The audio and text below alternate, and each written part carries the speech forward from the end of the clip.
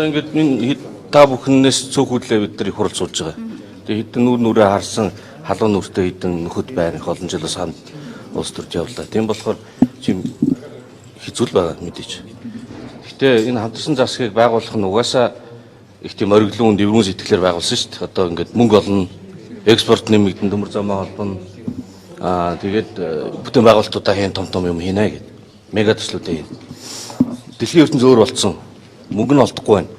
Үнэ нь унтсан байна. Манайд айгүй хүнд нөхцлүүд бас байна. Ийм байхад за тэгвэл ганц нэг юм дээр анхаарлаа төвлөрүүлээд том төслүүд одоо тэр газрын тосны үйлдвэрлэх мэтлээ барьж аваад фокуслаад илүү хямгатаа цэгцтэй явъя гэх оронд одоо ингээд тийм байхгүй PR-аар ингээд баах юм зарлцсан тэр 14 дээрээс нь нийслэлийн 24 жилөө төслүүд одоо сүүлдээ бүр баартардаад ингээд ашиг төлөвлөлийн ордуудаа баартар өгчөөд хүнээр ажил хийлгээд орон даяараа бүсүүдийн хөгжлийг дэмжих нэрээр ингээд баах юмнууд хийх. Тэгээ явж 30 хэдэн их 80 төгрөгтөө төсвөөс гадуур төрийн өмчийн компаниудад байгаа улуурхай ашигтны лицензүүдээ хүмүүст өгөөд зам талбай одоо гүүр энэ төр 2 дахин үнээр байгуулад оронд нь 2 дахин үнээр баг үнээр төг хийдэ өгөөд тэнд эргэлдэх мөнгө нь энэ улсын төсөөс чи хэд дахин их мөнгө болно. Тэр нуудуудын төсөв томоог улсын хурлын хяналтгүй анх төслийг нь жагсаалтанд бол батлах юм яриад байгаа. Ийм хүү санаанууд ингээд цуглаад байгаа. Тэгээ энийг хамгийн анх би уулуурхай биржийн тухай хуультай засгийн газраас өргөн барьж оруулж ирсэн. Тэр үед нь хуцаас өмжилсэн. Засгийн газар энэ намын бүлгүүд ярилцчихсэн энийг буцаагаад татсан. Дараагаар нь 3 төслийг тусдад гаргаж байгаад зүгээр тоон дээрээ бол энийг тооцохгүй гэдэг нүдэн анчи гэдэг нэг ийм хуулийн одоо санаа нэг хэсэг гишүүд гараа үсэг зураад явж байгаа. 3 дахь нь болохоор 4-5 дахь өдрөөс их хурлын энэ дээр хүмүүс ярьсан шүү дээ. Энэ одоо баялаг солилцоо юу? Бартер واخгүй юу? Ашиг малтмлын ордуудаар ингээ бартчихж байгаа. Тэ. Ийм зүйл. Тэгээ гişүү санаачилж явна гэж байгаа юм. Гэхдээ энэ одоо анхны тэр санаа бол засгаас орж ирсэн үргэлжлээд явж лаа. Тэгэхээр би бол эцсийн дүндээ Монгол улсад аюултай үйлдвэрүүд түлхээд байна.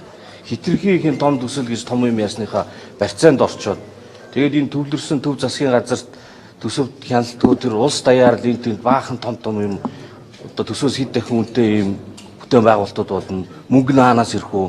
Хэн бүтээн байгуулах уу? Хэний материалаар хэний ажилчид бүтээн байгуулах уу? Дараа нь тэрнийхээ нөхөн төлбөрийг баталгаажуулах уурхай ажлууд нь ямар тоног төхөөрөмж орж ирж хэний машин, хэний ажилчид, хэний кам яаж олборлох юм? Хэний борлуулалт хийх юм? Хэн тээврийг хийх юм? Тэрний нийлбэр дүн тухайн орон нутгийн дотоодын нийт бүтээгдэхүүний дийлэнх хэсгийг эзэлнэ. Улсын төсөв болны хэдэн хүүхэд настангуудын л одоо нийгмийн тэтгэмж хавцаа явна. Инхээр энэ төр устаа ч харьцах юм уу? Мөнгөтэйг харьцах юм уу? Шал өөр дүр зураг болно гэж үзэж байгаа.